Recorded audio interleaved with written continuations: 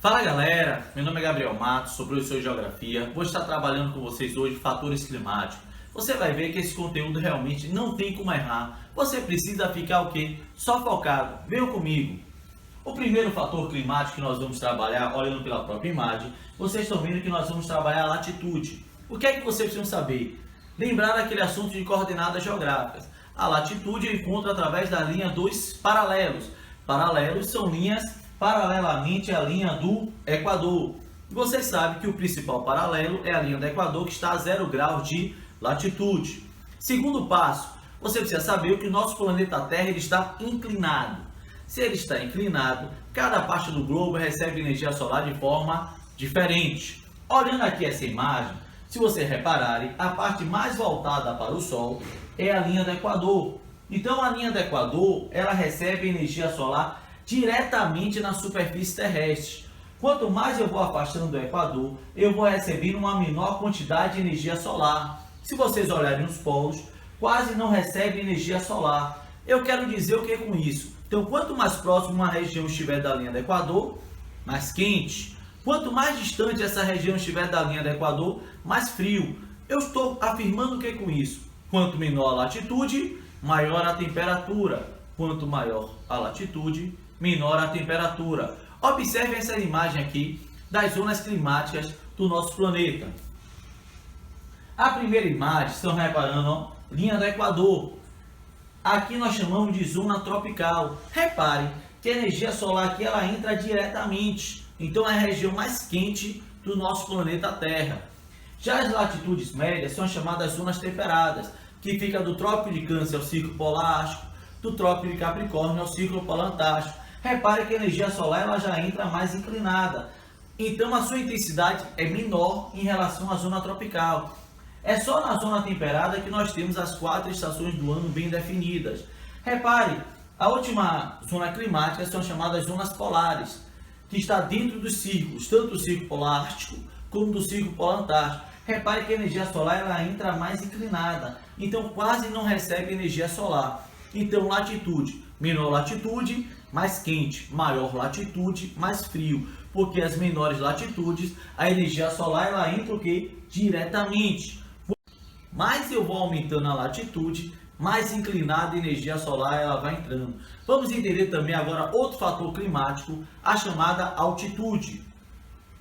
Todo mundo sabe, quanto maior a altitude, menor a temperatura e vice-versa. Agora, por que as maiores altitudes, a sua temperatura é menor?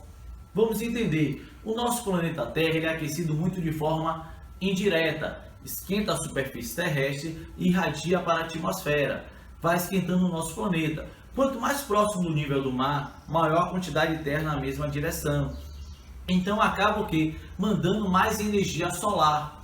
Então, por isso, quanto mais próximo ao nível do mar, mais quente. Outra explicação fácil é simples. A cada 200 metros que você vai subindo do nível do mar, a temperatura cai 1 grau. Então, vou subindo 200, a temperatura ela vai caindo. Observe essa imagem aqui.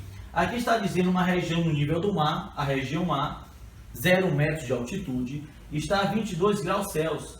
Uma região a 600 metros acima do nível do mar, a temperatura tem 19 graus Celsius. Se você reparar, eu subi 200, diminui 1 grau. Subi 200, diminui outro grau. Subi mais 200, diminui 3 graus. Então vocês estão reparando que a cada 200 metros que eu vou subir no nível do mar, a temperatura ela vai caindo.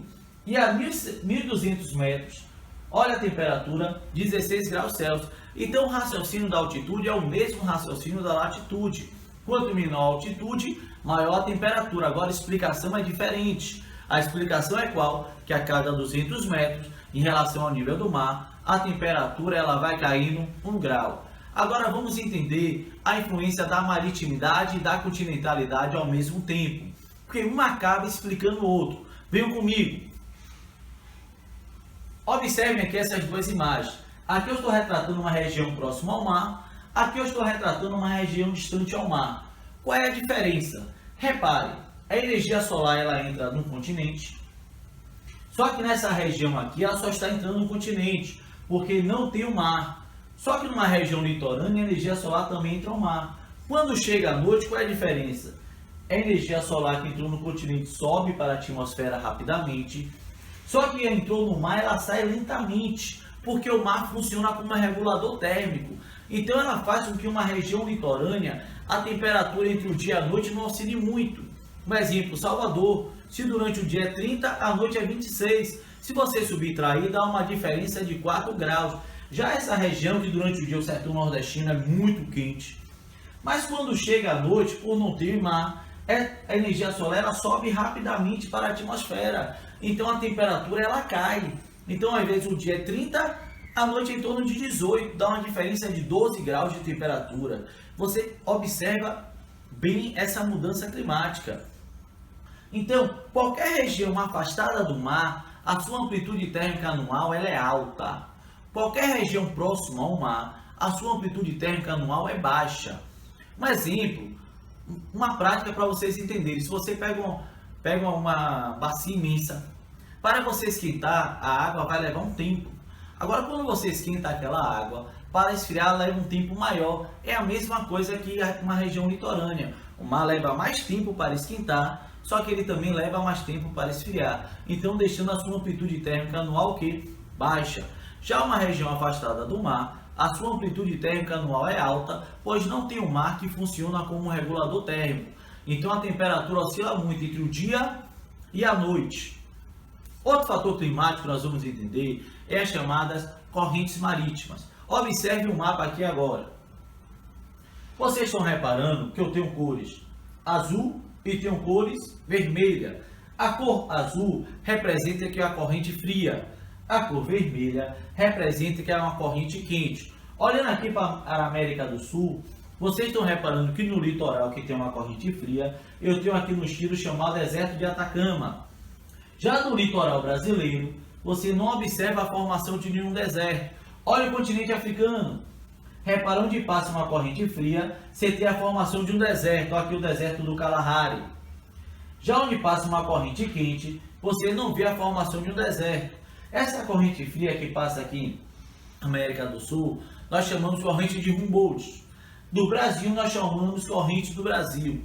Qual a influência de uma corrente ser quente e uma corrente ser fria? Vamos entender na prática. Eu pego duas panelas do mesmo tamanho, da mesma intensidade, com o mesmo volume de água.